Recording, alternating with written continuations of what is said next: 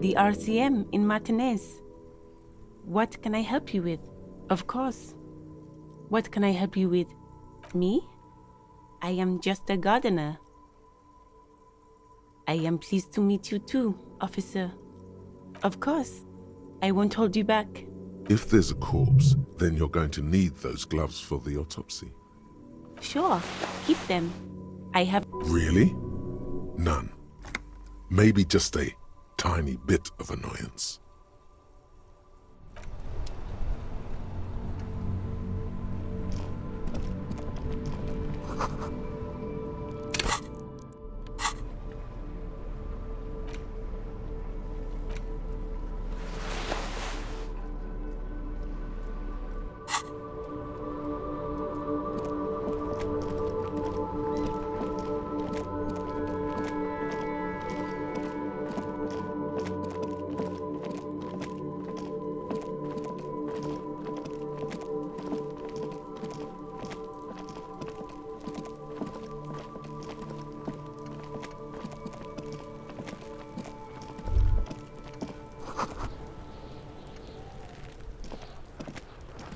The corpse looks at you with bulging white eyes.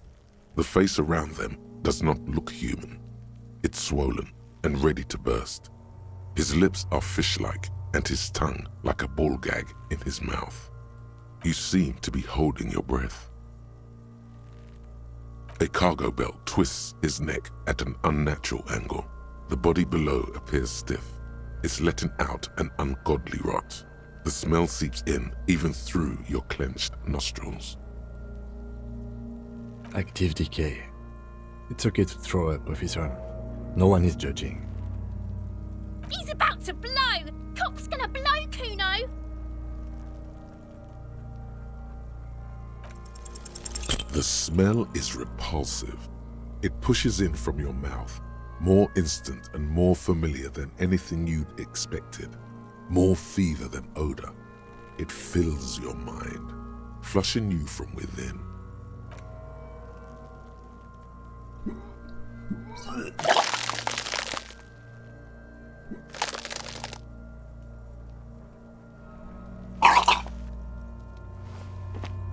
Too late. It's impossible to keep in. Your body curls and pushes it out, burst by burst, until a pool of vomit lies under your feet and your throat stings from the stomach acid. The smell of Commodore Red rises from the pool. Among it, distilled spirit and bits of shish kebab. Keep it. The hangover is clearly making this worse for you. You could use some ammonia to clear your head. There is Frit nearby, east of the hostel. They usually have a small apothecary. If they don't... There's a greenhouse here, and a gardener with a wheelbarrow on the corner of the whirling in rags. If she works here, she might have something for the smell. Acquiring ammonia will provide a modifier to the white check. Modifiers make checks easier and allow you to retry them.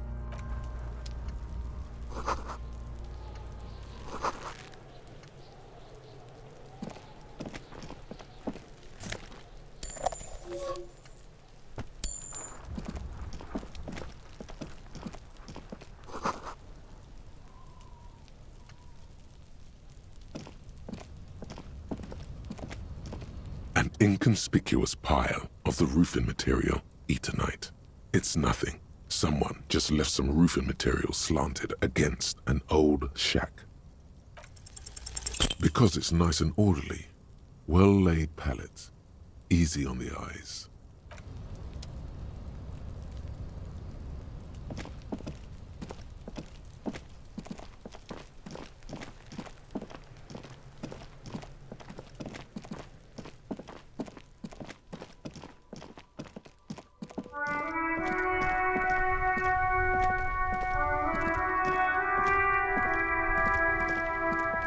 I can't believe it's snowing again.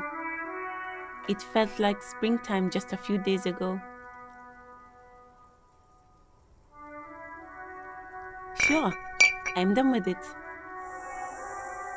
Go easy on that stuff. It gave me a terrible headache.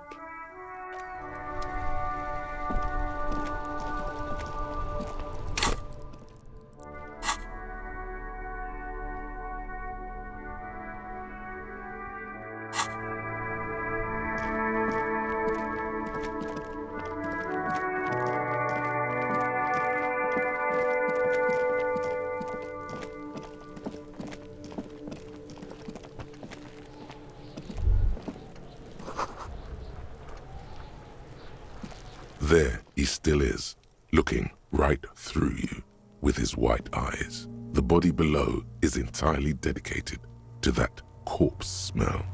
Emitting it is all it does now. The ammonia only makes it worse. The combination forces tears out of your ducts.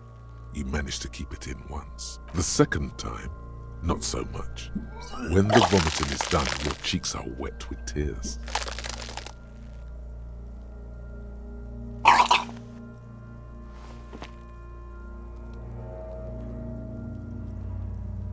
Nor does the wind right now. I've seen strong men turn themselves inside out for hours. You are facing tough odds here. Alcohol withdrawal makes it considerably harder.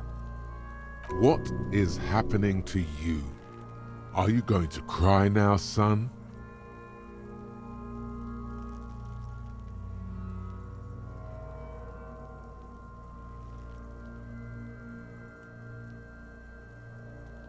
An appropriate attitude. You need to get your shit together.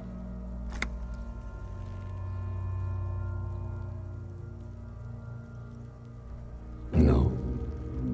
You will get your shit together. For a moment, the hanged man appears to smile. His lips are red, like a clown's. Bitch fight, see? Bitches are at it. Bitches about to kill each other, I think. We should go and do something else. Give it half an hour. Then come back when you've gotten your act together. You've gained a thought. When this dialogue is over, go to your thought cabinet and internalize it for special bonuses and effects.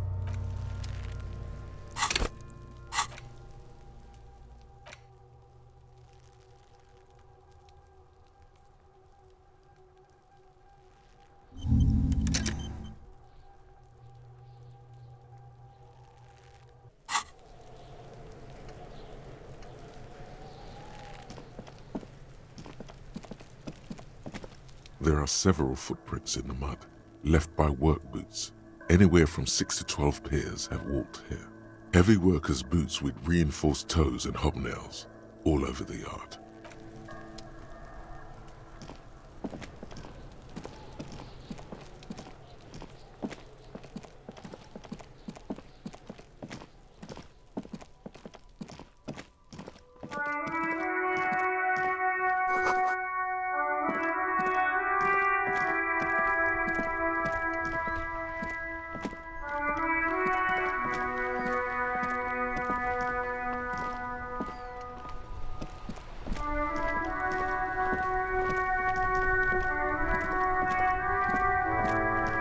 Before you stands a motor carriage. The bodywork is covered in blue and white livery, bearing the number 57. Vapor emanates from the large engine on the back of the vehicle. It hasn't had time to cool off yet. This must be the infernal machine that tore you from oblivion. In the cabin, you are welcomed by a set of steering levers, a radio microphone on a hook, a pull-out toolbox under the seat, and the soft glow of the fuel preheater gauge. A scent of leatherwork and heavy fuel oils washes over you. The frequency tableau lights up, and the green button labeled Prime Line glows like a feline eye. And then you hear something. The soft purr of electrical kittens, radio waves cast far and wide over the metropolis. A woman's voice greets you through the static. This is Precinct 57. Hello, Lieutenant. How may I assist you? Hello, Alice. Please assist our colleague from the 41st Precinct here. I'm putting him on. Operating the radio is easy. Just be confident.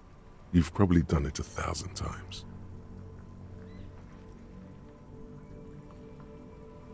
This is Officer Alice Demetri, Precinct 57. How may I assist you? Under the green Prime Line, a yellow saved button catches your eye. You wonder what the lieutenant's default radio station is.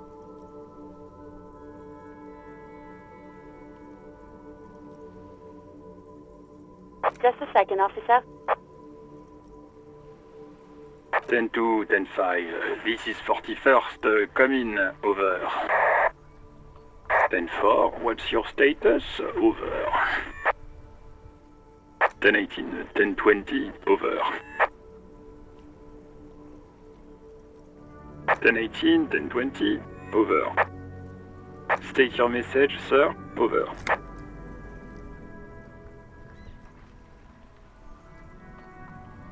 10-9, repeat message, over. 10-4, message received. This is a very serious situation. I need to 1022 the captain, over.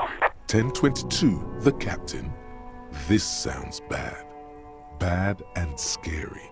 Like being called to the headmaster's office in school. Is it him? What does he want? Says he lost his badge and needs to report it.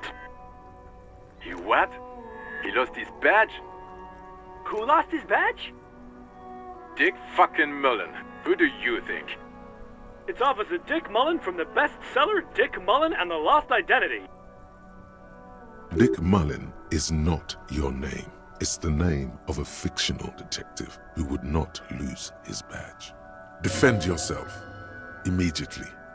They're laughing at you.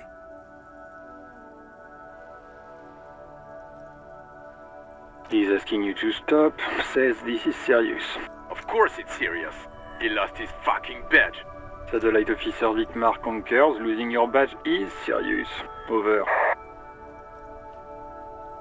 10-4, I hear you, officer. I'm just going to make a note here that you are in pursuit of your misplaced badge. Over.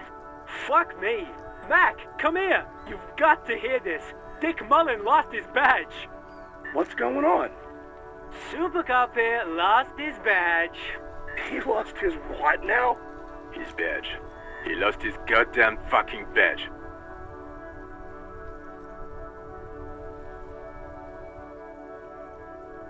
10-9, come again. I didn't get that. Over. New heights even for Captain Sober. Ask him. Ask him if he's lost his gun too.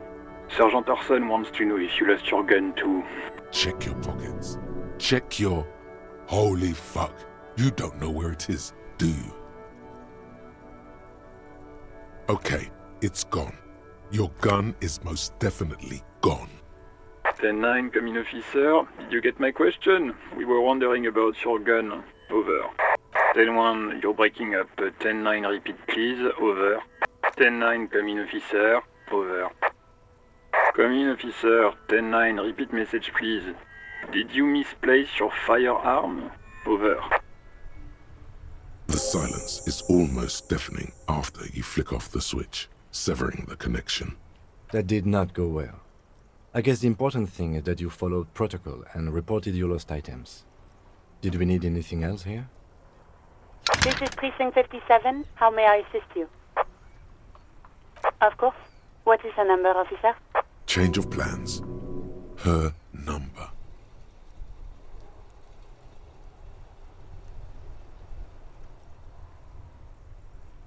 Yes, hold on. Her number is 005 1944 298. Received. Hold on, officer.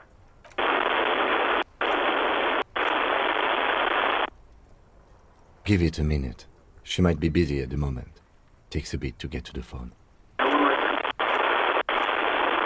Officer, I have Sylvie Malaika on the line for you. Yes, hello?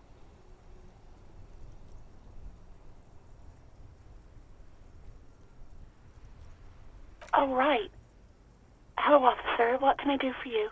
There is no resentment in her tone. She wants you to ask her out. No question about it. No, not me. What? Of course it bothered me. But I thought the union already knew about the courts. No one calls the police. The union would get angry. You know, what the union says goes. People listen to them and they take care of their own, which is like everyone here.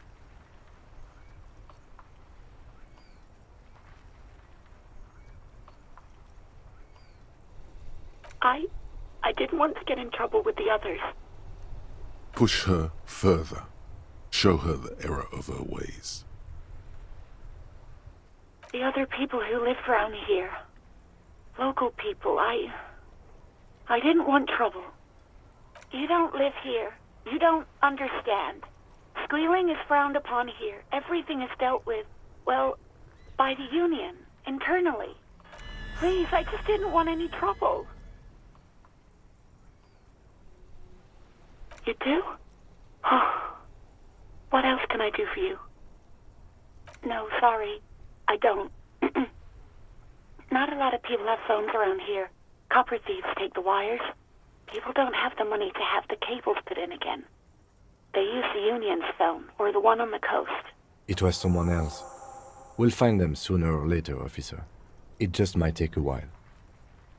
Yeah, go on. Yes, I know who you are. You're a police officer. The law. Oh, no, I haven't, sorry. Real policemen have uniforms too, by the way. Where's yours? He's in plain clothes, voluntarily. It's different from not knowing where your uniform is. Please, no. Not this again. Everyone saw your cool gun, detective. You were trying to impress some people with it. Everyone was eating, and... Sounds like it's going to be bad. Do you really want to know? Great. Anything else? You mean, why did I leave the bar? Honestly, I'm not really comfortable discussing it with you, sir. Let's just say I left because I needed to get away from someone. You know whom? Maybe, I don't know. I just know I have to take some time off right now.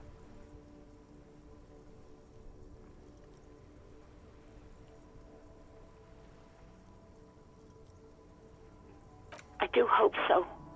Please, don't call me again. Bye.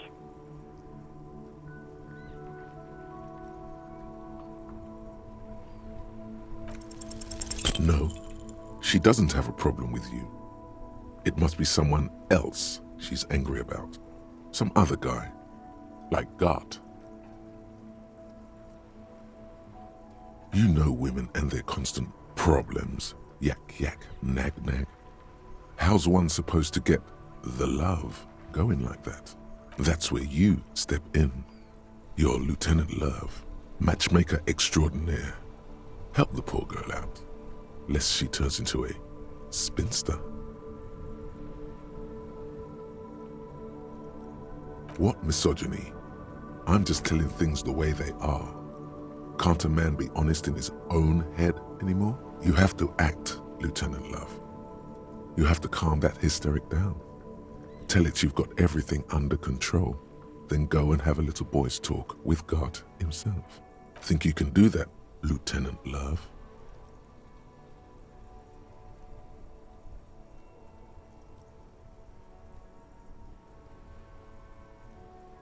No. What?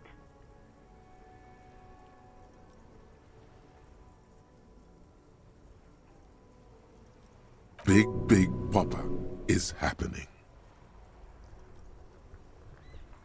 Oh God. Please, just stay out of my life. What? What is it? Call was terminated by the other party. Anything else, officer? It's on. The love quest is on. Too late, everyone. It's on. Take it to God now. As always, it's DJ Mesh and Felicio, and you're listening to Street Freaks FM, bringing you the hottest, the nastiest, the most vulgar. A flock of seagulls takes off nearby, startled by the roaring radio. Right away, the lieutenant reaches into the cabin and turns off the radio. He's not looking at you as he says, Someone must have been messing with the radio, or maybe it picked up a random frequency. You wanted a prime line, right? Oh, is that what it was called? Go for it. Turn the radio back on while it's still on the Speed Freaks FM. Souped up motor carriage for one bad mama's boy. For the heavier foot and the freakier. God damn it! Look, it helps me to stay alert on long nights, okay? It's a method. I'm not some kind of speed freak or... You would be too if you had this motor carriage. But seriously, let's quit joking around, alright? We have a case to investigate. This is Precinct 57. Can I connect you to someone? 57th, over and out. In the cabin, you see a set of steering levers, a radio on a hook, a pull-out toolbox, and the soft glow of the fuel preheater gauge. A metallic drawer slides out from under the seat and clicks into place. The tools inside are neatly organized. Take what you need, officer. It's going to be a long case. I'm not protective of my tools, like some men are.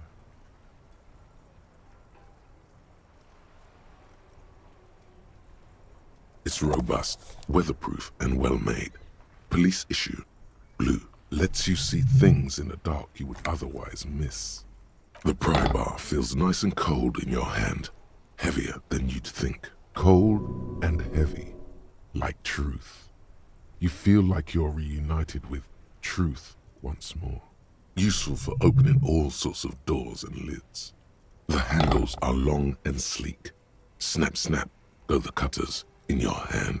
You can do good work with these. Cut chains, locks, and ropes, especially belts. The pull-out toolbox slides back into its nest. Preheater gauge casts a warm glow on the steering levers and the radio on its hook.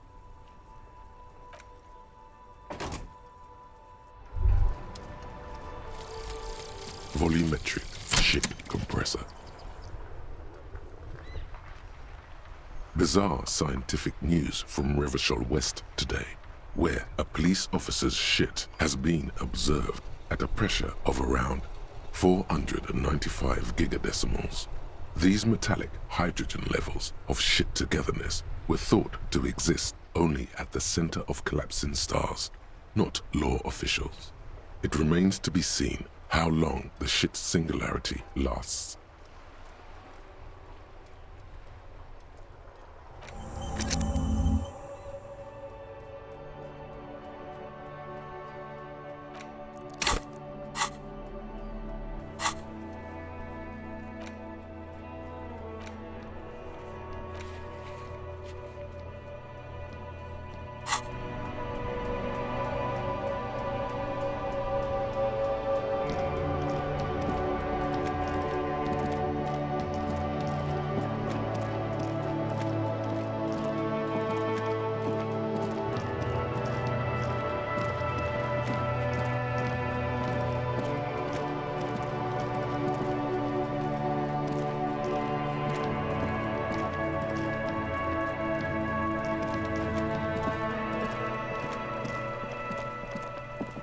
There he still is, looking right through you with his white eyes. The body below is entirely dedicated to that corpse smell.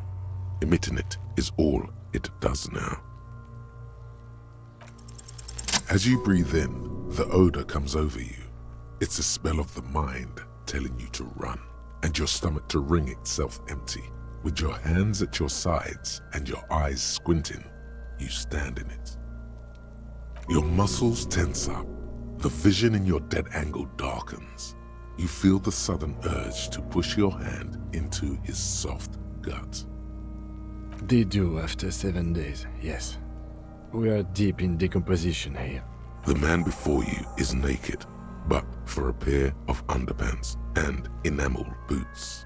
His skin is greenish, marbled with decaying veins, and blotched by lividity. A fading web of tattoos covers his chest and shoulders. The cargo belt used to fasten him to the branch above appears industrial in strength. The material appears to be ceramic. Its clean white stands in stark contrast to the decaying flesh above the knee. The man wore thick polymer socks, probably for padding. A fine array of interlocking plates covers them, delicate and fragile. They feel alien to the world around you, out of place somehow. These are clearly not boots. They're armor, possibly part of a larger set. Indeed. Technically speaking, these are sabatons, not boots. Ceramic plate, zirconium dioxide most likely. This is where the make would be. Under the heel, Fairweather model T500 VE. I'm guessing that's vitreous enamel. This is advanced stuff. It is. It's expensive. We've requested similar material for our tactical units for years now. The constabularies deemed it too costly. In that time, we've lost 6 men to semi-automatics. For a full set, about 4 years of wages. By catching, do you mean, let's not log them as evidence? Let's steal them? Of course. The lieutenant nods often. It's part of his unplastic expression range, communicating both professionalism and sarcasm. This time, the latter. The locals probably scavenged it. It would be odd if he had more on after 7 days. We should keep a lookout for these pieces. The armor could yield information. Maybe he'll know something. If you wear those pieces, it will help me protect your mortal coil.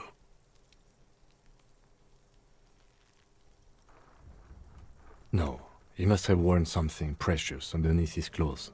They've removed all his clothes to get to it. They did not just strip him for the putrid rags.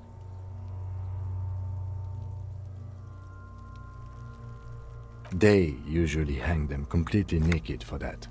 La puta madre, the Mazda, the Besmerties and the like. This one still has his underpants.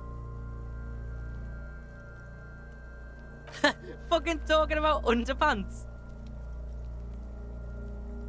That's for us to find out.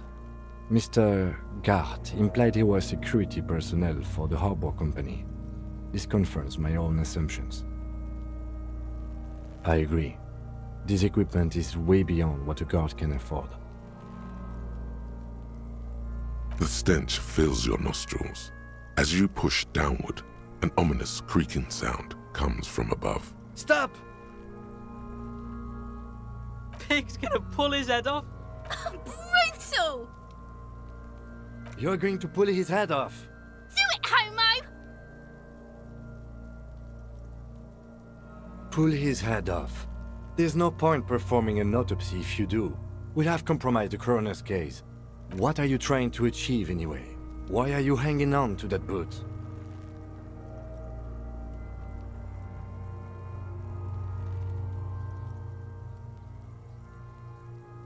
Maybe we should concentrate on what's outside the boot and leave what's inside to the boys at processing? Just this once. Besides, there's no way you're getting them off. All the organic matter in his body has been flowing down into the boots. They are fused to his feet now.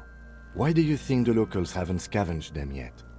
You're sure there's a way to peel them off, but first the body needs to be down. And second, it would probably be better if the lieutenant wasn't around. The anticipation makes you crack your fingers. Feels nice. Nice and cracky. Processing will take care of them. With the situation in the morgue, it will yield nothing. But we must pick our fights. Should we continue? The cadaver slowly twists on the cargo belt, his torso covered in tattoos, and extremities blotched pink and blue. The hangman's knot is pulled tight by the weight of the corpse below. Yellow, hard-edged polyester cuts into his neck. Above, a sliding buckle ties the belt to the branch. Oh my, there's something on the belt. A familiar word that speaks to the thirst within you. Vermilion, in yellow letters, along the length of the twisting cargo belt. Only a deep longing for vermilion golden spirits lets you decipher the fading logo of the local brewery. Extremely. Industrial strength. The kind used for tying cargo to lorries. Yes, it looks like they use whatever was on hand. paying no attention to not incriminating themselves. The brief suggested as much, politically motivated by the ongoing strike. Did you not get a briefing?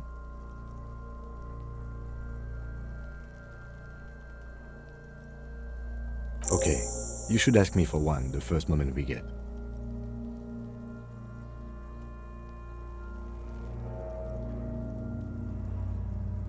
It's not merely polyester, it's steel reinforced.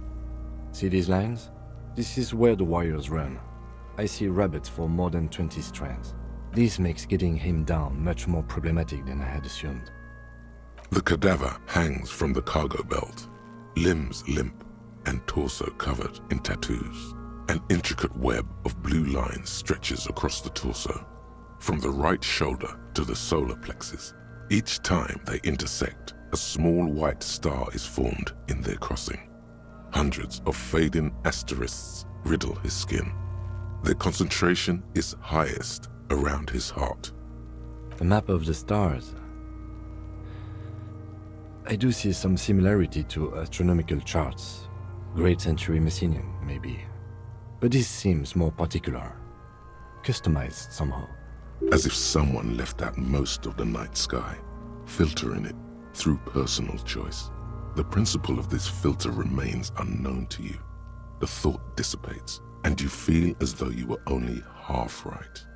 So am I. He wears a wide leather belt around his waist and a gun holster under his arm. He takes a thin piece of milled aluminium from his coat pocket and pulls it open. Sounds like a sword being unsheathed. A small lens appears, some sort of camera. Shit, Kuno! What the fuck is that? An instant color camera. I have only 2 ampoules, so nobody move. I don't want to waste one. A sound, a shrill flash, followed by the breaking of a small ampoule of glass. You see streams of color pour onto the thick, glossy piece of paper, rolling out. In case we need it.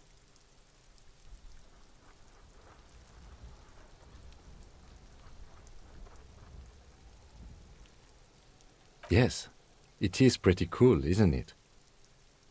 There is only one ampoule left. Use it wisely. It contains insight to the victim's person. By his build, I'd say this was a man of physical violence. The story he wanted his body to tell was important to him. It is his letter, to us. Someone should decipher it. We'll need to show it around. Sure, just don't lose it. The glassy-eyed corpse looks by, his mouth mute and his skin as colorful as the chemical rainbow on the photo paper, teeming with opportunistic organisms. You've acquired an interactable item. Investigate this item further by going to the Interact tab in your inventory. His eyes are milky white and blind to the world, protruding comically from their sockets. There is no one home, just subaquatic terrors there. Dark brown hair grows on his head. His face is ready to explode from the organic processes inside. The death's head grin has passed. What remains is an unrecognizable mess. The corpse looks right through you as you distance yourself from its stench, eyes like a shark. As you narrow your eyes, the monster before you blurs into a violent mess of green and pink. Only the lower extremities are pink with a dash of blue. His fatted hands, thighs, and his neck, just above the noose. The rest of the corpse appears dark green in the cold spring air. How should I know why you are squinting, officer? Oh. You are trying to assess lividity.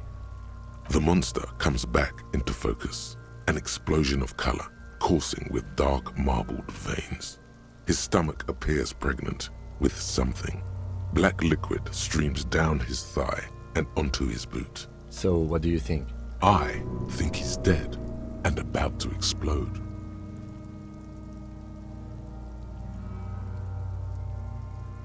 I do. Most of them are post-mortem. Maybe even all of them. The delinquents have made our jobs harder with their little sport. Stop talking in riddles, coin slot. He means you fucked him up good, Kuno. Fucked him up brutal-like. A pool of blood and feces has eaten into the frozen mud below the man's feet. Purge liquid is dripping into it, drop by drop. The victim appears to have contained no more than half a kilogram of digestion at the time of death. The fuck he's saying? Talking about shit.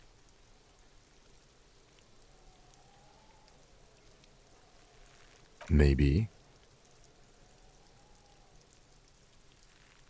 There's a strong buildup of gases, yes. Rigor mortis becoming livor mortis. He'll be fully limp by tomorrow. I don't think he'll explode. I hope not. But there is no breath to catch. Only the cadaver filling the air and your nostrils. He slowly rotates before you, decomposing. Are you sure we finished the preliminary examination of the cadaver? We might miss some of these things once he's done. The steel-reinforced belt presents a unique challenge. I brought chain cutters, but I don't see a good angle of approach to the belt. The cadaver is a good 1.2 meters up. Neither one of us can reach the belt without assistance. And even if we do, there's the question of cutting it. There's no question. There's only cutting. How hard can it be?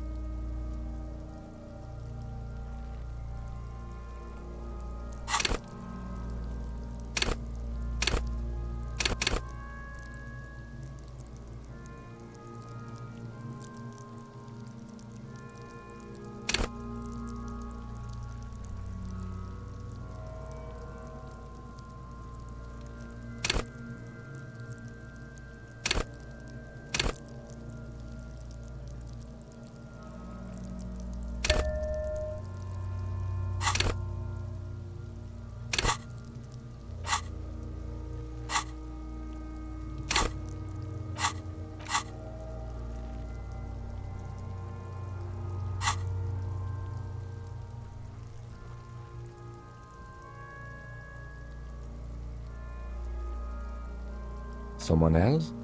You mean like the police? Sadly, yes. The whole RCM is out there right now, doing the exact same thing we are. Are we in a rush to help them? Not with this on our hands. I know it's hard, but I assure you, the others won't come to help us. And we have a growing sanitary concern here. We need to get him down, fast. I don't doubt your physical prowess, officer. But that's aircraft-strength material, and we do not have a secure platform to perform the procedure on. The risk of acrobatic failure is one we cannot take. We must not become comedy for the locals. The fuck have you got against comedy, pigs?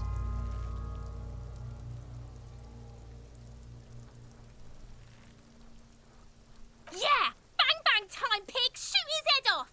How?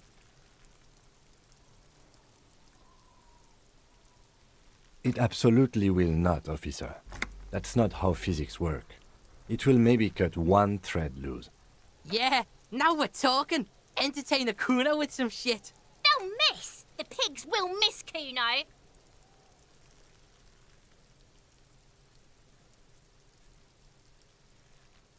The lieutenant's brow is furrowed. He appears too deep in concentration to even notice what you said.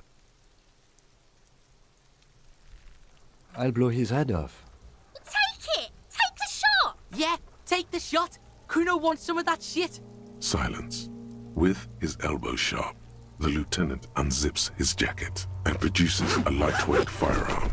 He drops a paper cartridge in the barrel, separates the scouring stick, and gives the cartridge 5 tucks, securing it in place. He then steps back and assumes the fellow's desk position, taking aim. The corner of his eye twitches. His finger is on the trigger. He's gonna fucking miss! The kid's voice is drowned in a shrill blast that echoes off the walls of the surrounding tenements. A cloud of smoke slowly parts in the air as the lieutenant steps back and says to himself, God damn it. a lot of things were wrong with that shot.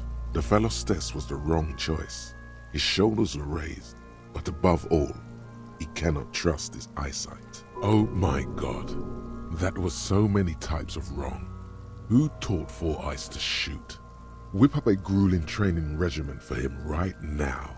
Beat the man into him. Go, go, go. Fucking idiot! Mukabat asshole! Kuno could have hit it easy, but then Kuno's not fucking handicapped, is he?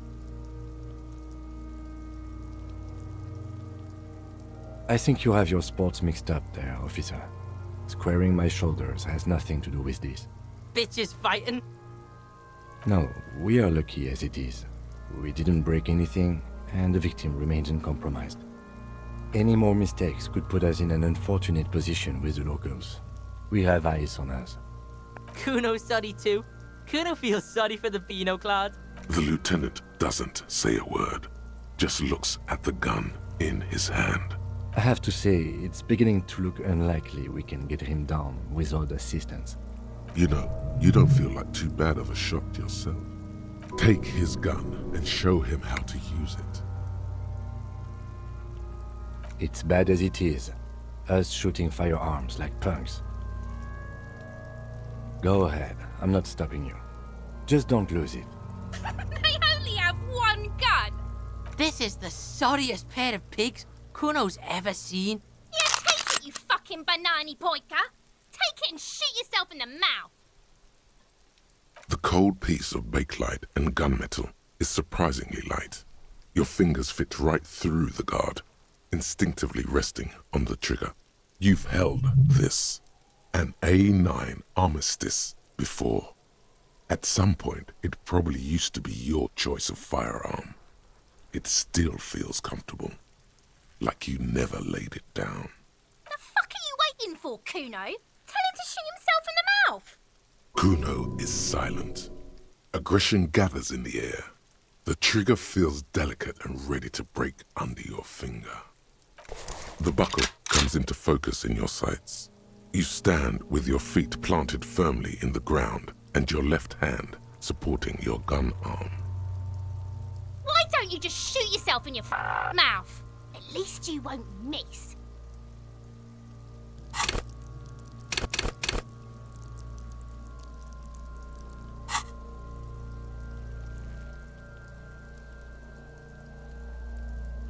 Your field of view narrows.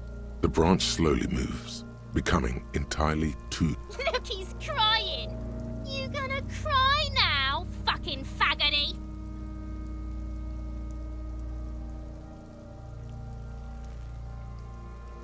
Or what? You gonna fuck me? You wanna fuck me, pig? Is that what this is about? Do it! Set me free! Don't. Do it!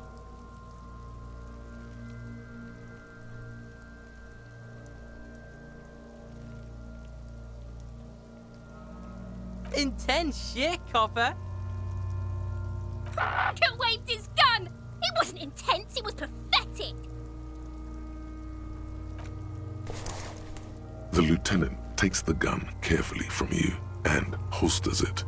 His eyes are narrow and he doesn't comment on your antics. Fucking pussy didn't shoot shit, did he? Didn't shoot me, didn't shoot himself in the mouth. I suggest we go to the harbor and ask the leader of the Union to help us with the body. I would have preferred us not to owe the Union anything, but we clearly cannot do this ourselves. Let's go.